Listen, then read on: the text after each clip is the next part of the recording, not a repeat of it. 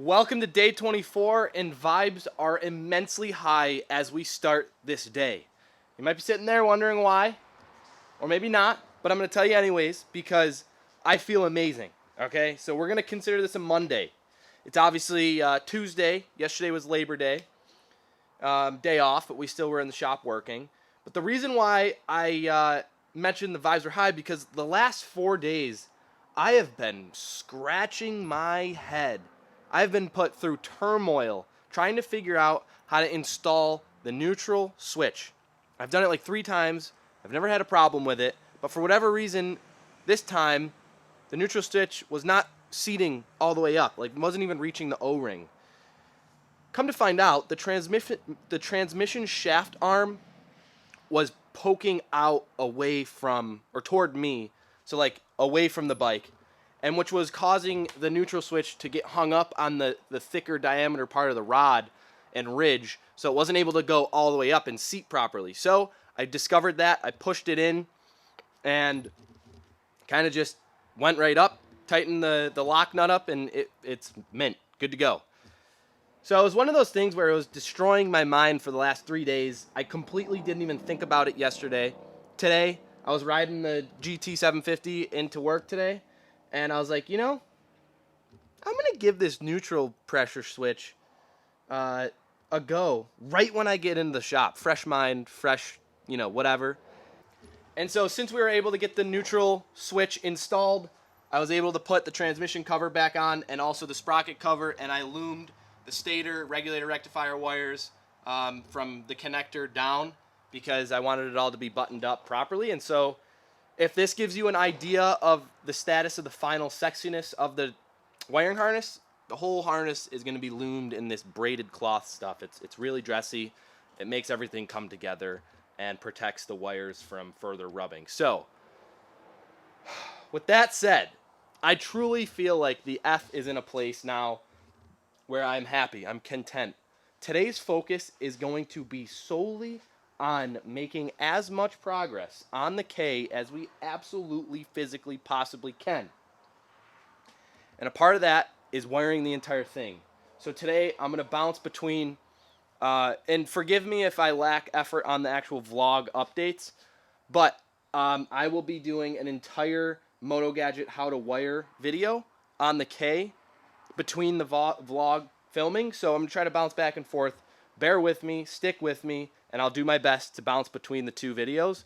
But my focus is doing this Moto Gadget video because I think it's super necessary and important to have for you guys. I'm going to lay it all out and pretty much just walk you through the entire process of how to wire this harness.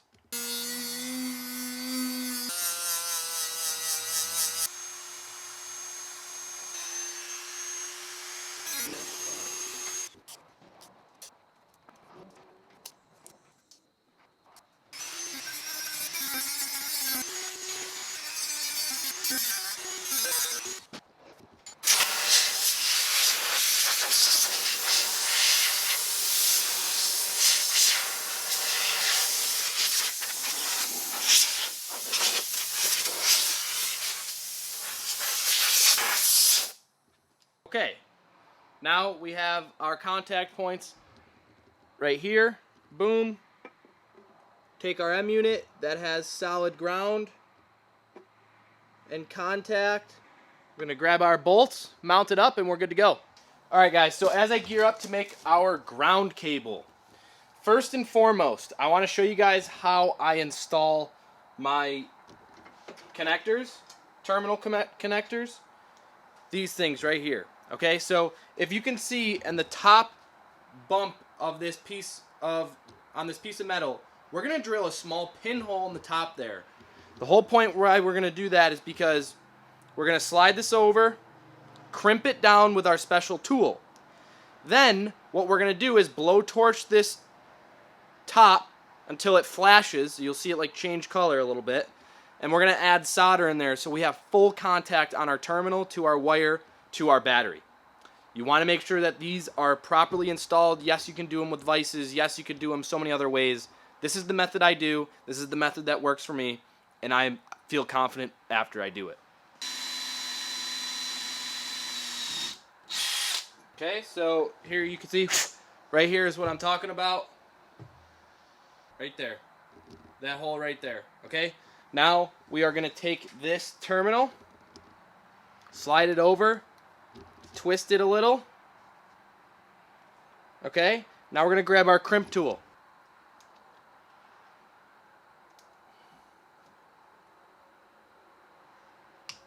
Now what I'm going to do, now that I have it crimped down, which technically it's in place, but I like to go a step further on a lot of stuff. So what we're going to do is blowtorch this terminal from the top, and you're going to see it turn a color. I'm not going to show you on camera, but you'll see once you hold it there long enough. A lot of people argue this. Me personally, I always mount my battery earth to an engine frame mount. I feel like for whatever reason that could give you the best grounding chassis connection that you could have. It's important to have one chassis ground, not just having something coming off the frame. Personally, that's how I do it. Whether it's right or wrong, so be it, and you can choose, but that's how I do it. Alright everyone, so I'm in the process of wiring in the starter solenoid and regulator rectifier. So I want to just show you how to use these solder heat shrink things. So basically you just slide it over, put the wire in the center of the solder on one side, and then you're going to do the same to the other wire, and you slide the solder in between both of the wires, and then you literally just get your heat gun and melt it. Let it harden down, and voila, you have a great connection that is waterproof from one end to the other, and you either extended, fused, or whatever else to make it work. So now this is going to connect and go all the way back to the starter solenoid and main fuse.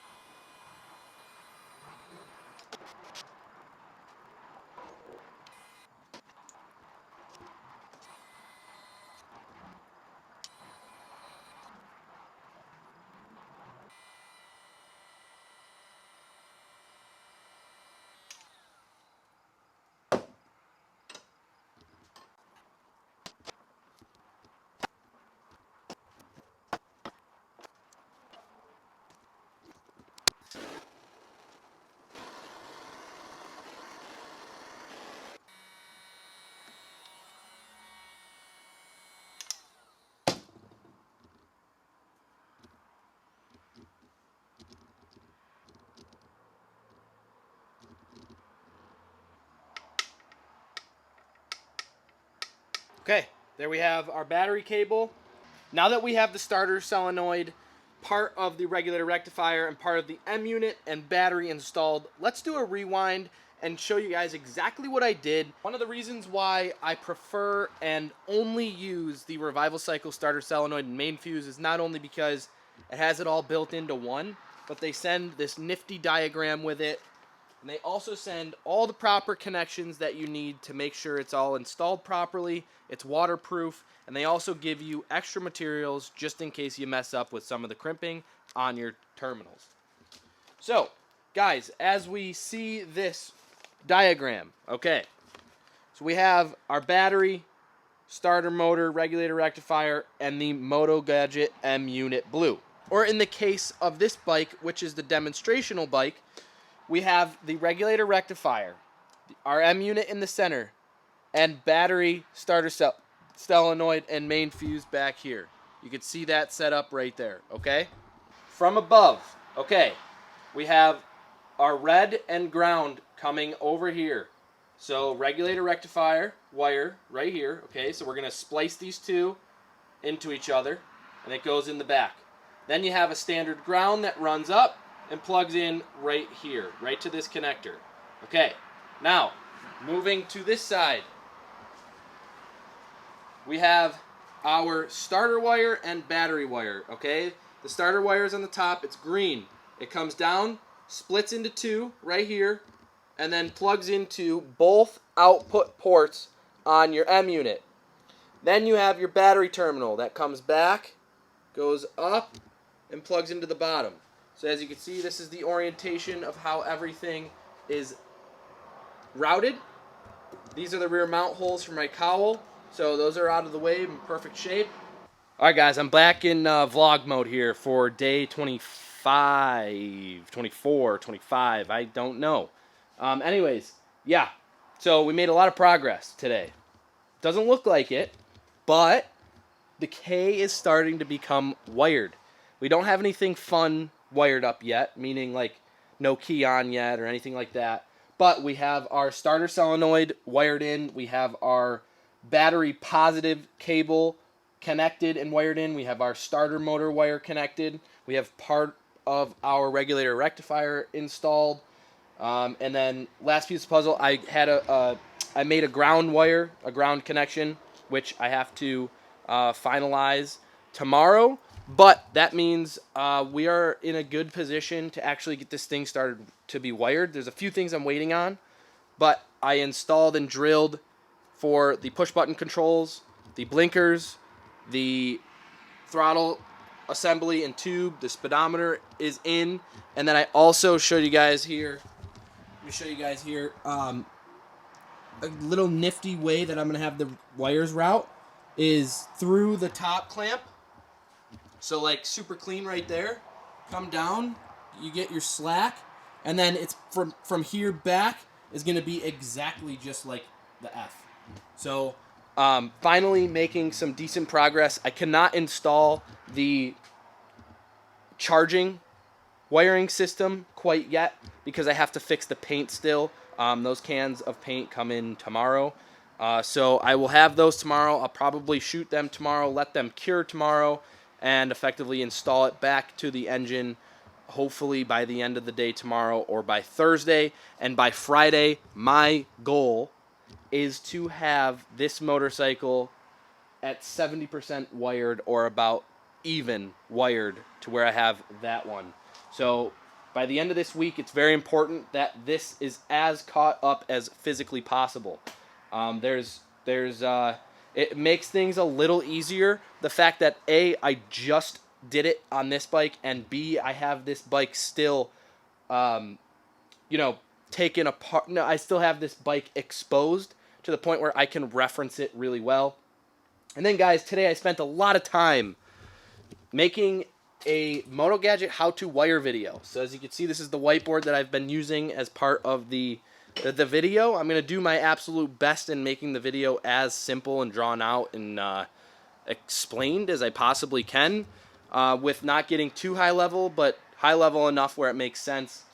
And tomorrow is just get back in here and continue wiring. The vlog was pretty weak today because I'm focusing on this Moto Gadget video.